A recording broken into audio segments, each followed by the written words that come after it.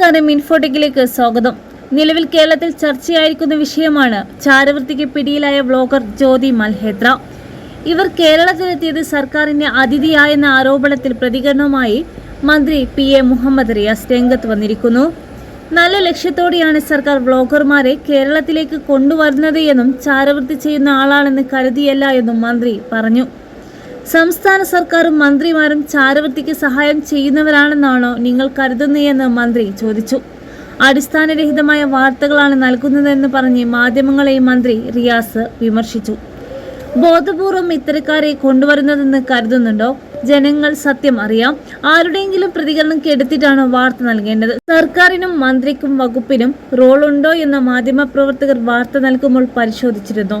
ചാരപ്രവൃത്തിയാണ്, ഗുരുതര വിഷയമാണ്, ചില്ലറ കളിയല്ല, തമാശയുമല്ല. ഇത്തരം അസംബന്ധമായ വാർത്തകൾ തുടങ്ങി വെച്ചവരെ പുറത്തു കൊണ്ടുവരണം. BJPക്ക് രാഷ്ട്രീയ അജണ്ട കാണും. ഇത്തരം പ്രചാരണങ്ങളോട് പുല്ലുവരെയാണ്. ജനം കൂടെയുണ്ട്. മാധ്യമങ്ങൾക്ക് തോന്നും പോലെ വാർത്ത നൽകാം, നോ പ്രോബ്ലം എന്നായിരുന്നു മന്ത്രിയുടെ പ്രതികരണം.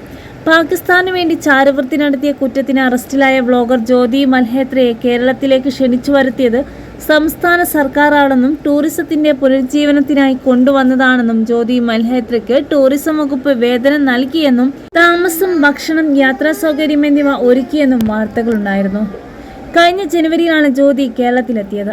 കൊച്ചിൻ ഷിപ്പ്യാർഡ്, മട്ടാഞ്ചേരിയിലെ ആരാധനാലയങ്ങൾ, ചരിത്ര സ്മാരകങ്ങൾ, ഷോപ്പിംഗ് മാളുകൾ, മെട്രോ സ്റ്റേഷനുകൾ എന്നിവ സന്ദർശിച്ച് ഇവർ ദൃശ്യങ്ങൾ പകർത്തിയിരുന്നു. ജ്യോതി മൽഹോത്ര നിരവധി തവണ പാകിസ്ഥാൻ സന്ദർശിച്ചതായി തെളിഞ്ഞിരുന്നു. പാകിസ്ഥാനിലെ ഇന്റലിജൻസ് വിഭാഗവുമായി ബന്ധം പുലർത്തിയതായും വിവരം ലഭിച്ചിരിക്കുകയാണ്.